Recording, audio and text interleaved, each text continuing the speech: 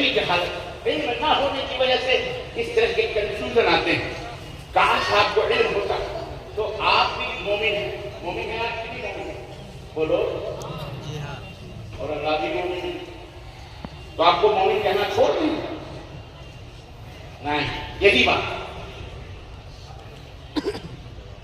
آپ اصل میں مولانا یہ ہمارے سردار اللہ کے رسول صلی اللہ علیہ وسلم نے فرمایا کہ میں جس کا مولا ہوں علی اس کے مولا ہے، یعنی میں جس کا دوست ہوں، مولا کے معنی دوست بھی ہوتے ہیں، مولا کے معنی بولو دوست بھی ہوتے ہیں، تو ولی سے ہے، ولی معنی ولی مولا ولی دوست۔ تو اللہ کے نبی نے فرمایا کہ انا مولا، کیا ہے وہ حدیث، میں جس کا دوست ہوں علی بھی اس کے دوست ہے، تو مولا میں جس کا دوست ہوں، مولا انا میں جس کا دوست ہوں، تو دوست مولانا ہمارے دوست کو کوئی حرج نہیں ہے۔ کسی صاحب علم کو جس نے قرآن و حدیث کا علم حاصل کیا ہو اس کو مولانا کہنا، یعنی ہمارے دوست یا ہمارے سرکار، اس میں کوئی قباحت اور کوئی حرج کی بات نہیں۔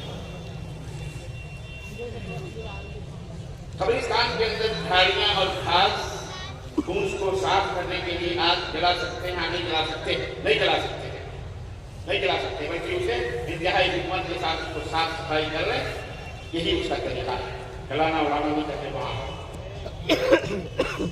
کیا فرماتے ہیں علماء دین میں کہ بعض لوگ کرسی کے اوپر بیٹھ کر نماز پڑھتے ہیں، قرآن و حدیث سے نظر کے بعد کرسی کے اوپر بیٹھ کر نماز ہو گیا نہیں۔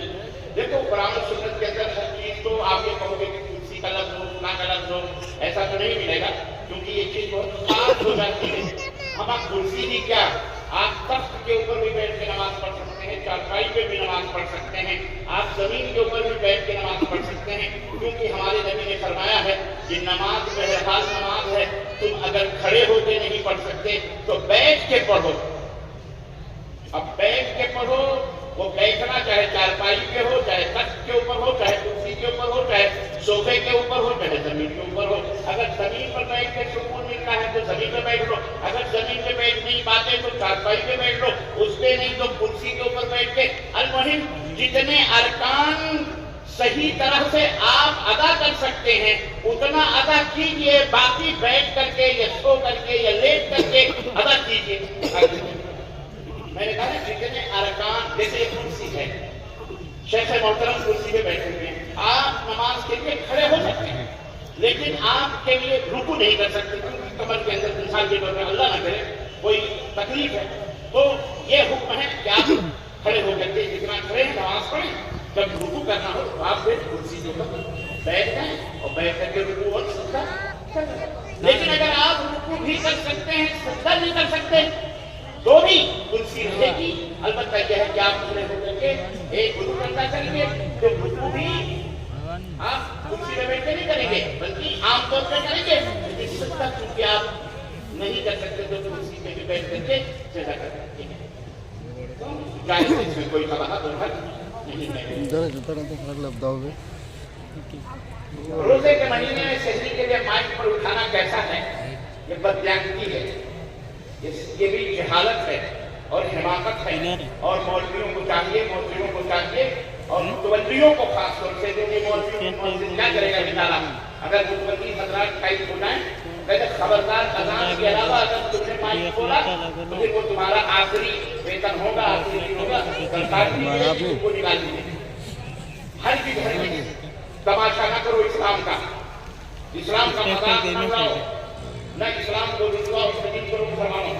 اپنی مسجدوں سے لاؤڈ اسپیکر کا استعمال یہ نہیں کہ میری ماؤں بہنوں شہری کھانے میں 2 منٹ 30 سیکنڈ باقی ہیں، میری بہنوں 2 گھنٹے باقی ہیں، اٹھو شہری کر لو، پھر نعت، پھر حمد اور پھر تلاوت اور پھر تقریر اور پھر تقریر، یہ سب تمام تفصیلیں حقیقت اور نقصان پہنچانے والی اسلام اور مسلمانوں کا ہے، جس کا شریعت سے کوئی تعلق نہیں ہے۔ آپ یہ نہ بہت قرآن پڑھنے سے منع کر رہے ہیں، ہم قرآن پڑھنے سے نہیں منع کر رہے ہیں، لیکن بے وقت کی راغبی اچھی نہیں ہوتی۔ جب جس کا وقت ہے وہ وقت پہ ادا کیا کرو، نماز پڑھنا اچھی بات ہے، لیکن یہ نہیں کہ ظہر کی نماز آپ عشاء میں پڑھو اور عشاء کی نماز آپ ظہر میں پڑھو، الٹی حرکتیں نہ کیا کرو، سمجھے بات نہیں کرتے، اس لیے منع کیا جائے۔ تمام متولی حضرات سے مسجدوں کے مائک صرف اذان کے لیے کھلے تھے، جب اذان سحری کا शहरी की अजान खत्म होती है, जब शहरी खत्म हो जाए अजान हो रहा है।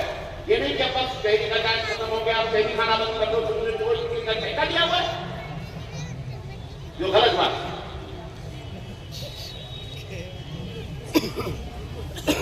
कुछ लोग औरत की कमाई पर गुजर बसर करते हैं। मसलन किसी की बीवी आलिमा, किसी की बीवी नर्स, कोई आंगनबाड़ी में नौकरी करती है और उसका शौहर तंदुरुस्त है, तो क्या वो मर्द तंदुरुस्त रहने के बावजूद उन औरतों की कमाई को खा सकता है? किस्मत की बात है। आपके मुकद्दर में दुनिया का खाना लिखा है, मेहनत करना लिखा है, आपके पेट में चीटियां चल रही हैं, आपको फिर तकलीफ। मर्जी है मियां बीवी राजी तो क्या करेगा काजी? हम क्यों जाएंगे उस मतलब यहाँ के दोनों के प्यार में? हम जो है मियां बीवी का, अब वो मियां बीवी की अंडरस्टैंडिंग है, जानम सो कोई बात नहीं, मैं पढ़ा रही हूँ ना, मैं जाके कमा के मैं खिलाऊंगी, ऐसा कुछ नसीब शौहर मुबारक हो, और ऐसी प्यारी बीवी मुबारक हो, हम सबको मुबारक हो। दुआ करना है, कोई गलत नहीं, कोई गलत नहीं। लोग सौम सलाद का पाबंद नहीं, सुन्नत के पैरोकार से दाढ़ी भी नहीं रखते और ना ही कुरान जानते हैं। ऐसे लोगों को सदर सिगरेट के खादिम बना सकते हैं या नहीं? देखें, इस बात समझें, हम सब गुनाहों से पाक नहीं हैं, हम सब गुनाहों में हैं। अगर आपके जिम्मेदारान कोई उनके अंदर कमी है दीनी एतबार से, तो बजाय माना और अपनी करने के आप उनके लिए कभी मैं सवाल करने वाले से जिसने भी सवाल किया हो मेरा भाई, मैं इनसे ये दरखास्त ये मैं पूछूंगा, वो मुझे जवाब ना दें, न बोलें, लेकिन वो अपने दिल से पूछें कि जिनके बारे में आपने लिखा है, जो मस्जिद के मुतवल्ली हों या सदर हों या सेक्रेटरी हों या हाकिम हों या पुलिस वाले हों, आपके जिम्मेदार हो, कोई भी, क्या आपने कभी इखलास के साथ नमाज के बाद या सजदे में उनके हिदायत के लिए आपने दुआ की है?